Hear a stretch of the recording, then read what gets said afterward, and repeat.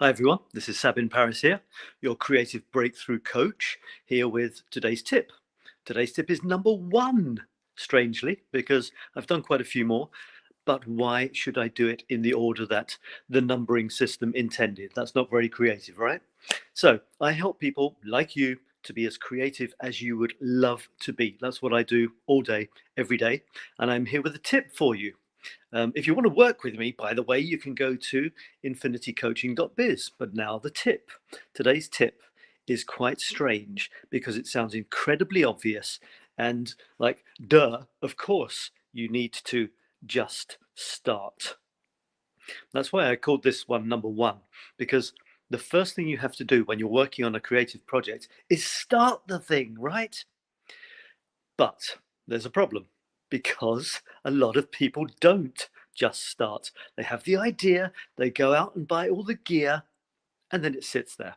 In fact, I myself have a beautiful book here. Look how perfectly empty this is. And it's been sitting there for ages. Why? Because I didn't want to spoil it. I didn't want to blemish it. Maybe my stuff won't be very good. Maybe people will laugh at it. Maybe it'll be considered a failure. Maybe I won't be able to carry through to the end. And then people will say, see, you can't finish anything. So starting isn't as easy as it seems. Starting is one of the hardest things in creating. And along with finishing, along with keeping going, those are tough too. But there's something about starting that is amazing, because when you start, the magic unfurls, the muse takes over, you get into the zone, and suddenly you can't remember why you didn't start, and you think it was pretty stupid not to have started, and the ideas start flowing and things start happening. You lose the sense of time, you start producing amazing stuff, and then suddenly you sort of wake up, you come out of your creative trance, as it were, and you think, wow, that's amazing, and you're motivated to carry on.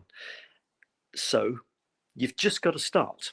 How do you just start? That's the next question. Well, this tip isn't really about that, but I mean, I could give you one little tip, and that is to not think about it. So there's one technique. For example, you say you're going to do something each morning. When you get out of bed, try not to engage your brain. Try to go directly to the thing that maybe you've set up the night before. You go directly there and you do it.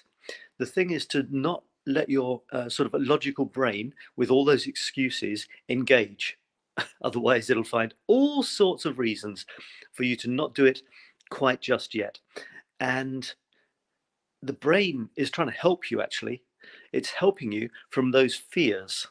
It's trying to protect you from psychological and emotional pain, which you imagine you might have if you try to do something and it doesn't work out very well. But this is nonsense. You don't get better at something without doing it. That's the thing. You can't wait to get better at something before you start it. That's complete nonsense. So my tip today is just start. Start any way you can, anyhow you can, doing anything you can in the spirit of your creative project.